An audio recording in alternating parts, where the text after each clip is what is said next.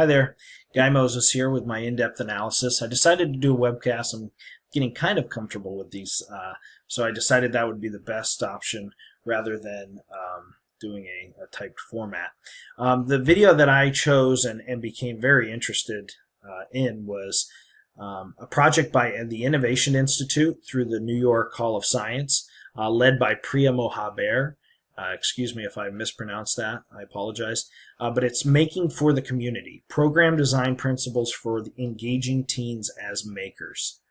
And this was a super video that dealt with students in a large makerspace. But first, if you don't mind, I would like to tell you why I chose this first. It caught my eye not only because it was a makerspace in which students were involved, but also the community aspect of it. So I teach fifth grade now, but in my strive to do bigger things with my interest in STEM, there is a potential opening in my high school that basically is going to take the tech ed department and make it more phasing out the woodworking and things like that and making it a makerspace. And so I've been thinking about what kinds of things I could do with high school students, taking what I do with fifth graders and just exponentially growing it based on the really what a high schooler can do is much more than what a fifth grader can do, generally speaking. So trying to figure out what real life valuable lessons can I teach them in that course if that were to materialize for me. It immediately reminded me of a PBS episode called If You Build It, which basically it's kind of a tearjerker. I put the link there for you, but it deals with these students that maybe in another setting would not have succeeded as great as they did here, but they essentially did the same thing where they take a problem and through this makerspace opportunity find solutions to these problems. So I had that those two things on my mind when I saw this video, and obviously the title kind of gives it away, which piqued my interest. Making for the Community kind of piqued my interest of how are these high school age students using their their makerspace in order to better their skills. And so if you go to their website, I just added it there in the comments, it will tell you that roughly 20 to 25 students participated in this program, where they basically are they voluntarily go here. It's separate from the school that they go to. Sorry, I'm trying to navigate and talk at the same time. It's separate from their their school curriculum. They come here on their own and to this institute, and essentially what this program consists of is they, with the help of two project leaders, they go out into the community. They take community walks throughout various communities and find problems. And these problems can be anything from a dilapidated building, which they would like to rebuild or build up or help, and all the way to one young lady in the video wants to find a solution to all the wasted food that gets thrown away before the expiration. What do we do with all this food? There's got to be a solution to it. So the spectrum of what types of problems they can solve is humongous. And basically these lead learners that are mentioned in the video help them throughout not only the process of solving the problem, but thinking through the process of possible solutions. And then once they think they have a solution, they help them with the actual construction of the solution.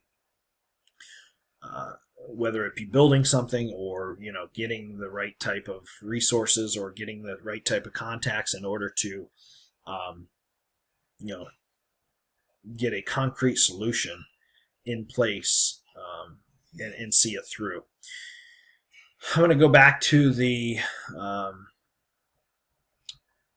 module discussion just so I hit every part. So one of the pieces was trying to contact this this project lead here, this Priya Mohaber, and instead of doing so, because I had a question in mind in which I was going to contact her, but under the video that she had a pretty in-depth, interesting, and informative question answer session with people that just simply commented on the video. And one of the questions I had, was what do they do when a student comes up with a solution and they don't have the skills or the skill set to carry out that solution. For instance, what if their solution involves welding and they don't know how to weld? And her answer to that, somebody else asked that, and her answer was perfect. It was like a duh guy moment, because it was a perfect STEM answer. And she said, we figure it out. We figure it out. So whether we go online and try to find out as much as we can about it, or they try it, and if it fails, then they learn from it. She said rarely do they actually contract out for for extra help. Between the two lead learners and the students themselves learning the trait, they seem to do very well. Let's see, I placed the website there. I mentioned that. Again, if you just go to the main page, you see they have upcoming events on the right. It basically just says what it is. Again, it's about 15 to 20 students that come to this makerspace and just engulf themselves in possible solutions for communities. And then they have weekly STEM nights where they share their progress and or finished solution.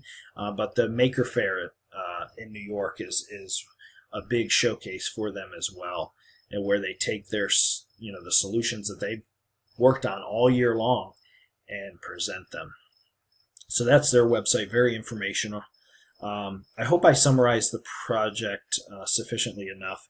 Again, basically they are from step one of taking a community walk to step 20 of designing a solution to a problem that they see, to the final step of completion of that solution to the problem. And they're voluntarily. These kids come there with the desire to be better and use the resources of this makerspace to really make a change and make a difference. It's really cool. Again, the module 1, this aligns perfectly with module 1,